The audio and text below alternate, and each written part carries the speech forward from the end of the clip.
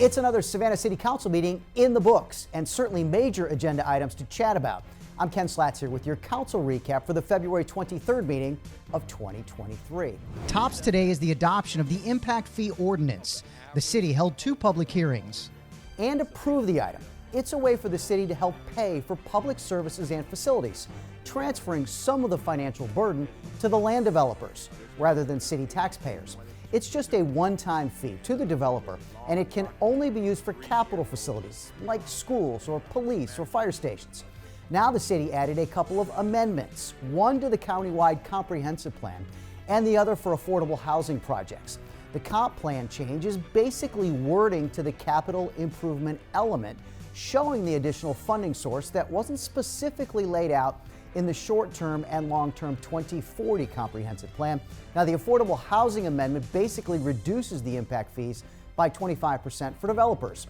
It's a comprehensive plan all around, but certainly a way to lessen the burden for new projects on all city taxpayers. All right, this next one is a little less intricate. The city has approved a contract to tear down all the lighting at the Guy Minnick ball fields at Eisenhower and Sally Mood, all in the interest of safety. You see, the lights are more than 2 decades old, and an inspection deemed many of the poles unsafe.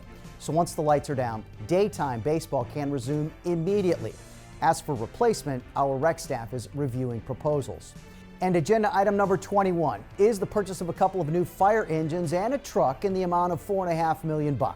End-of-life service is currently at 10 years, and a couple of our trucks are well beyond that for full support. Savannah's growing, especially in the Southwest and Hutchinson Island, and the city needs fire apparatuses to meet the growing needs. ARPA funds have already been identified for this through the 2022 budget, and with the growth, the city needs to order these now. There's a 3-year plus lead time needed from order to delivery. And finally, on our council recap, community leader Mamie George Williams will be honored with a historical marker in Dixon Park. That's near the intersection of East Henry Street and Java Lane.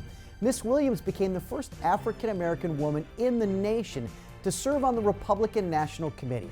That was back in 1924. She was a lifelong resident of Savannah and volunteered for the Red Cross, Girl Scouts, and several others. She led the charge to help African-American women vote after the 19th Amendment was passed. The location of the new historical marker will be very near to where Mamie George Williams lived. You can see our full meetings on SGTV, Comcast Channel 8, or our City of Savannah Facebook and YouTube pages. The agenda is also online, savannahga.gov/agenda. That's our recap. We'll be back for our first meeting of March. That's the 9th at 2 p.m. Our always exciting permit approval for the St. Patrick's Day Parade.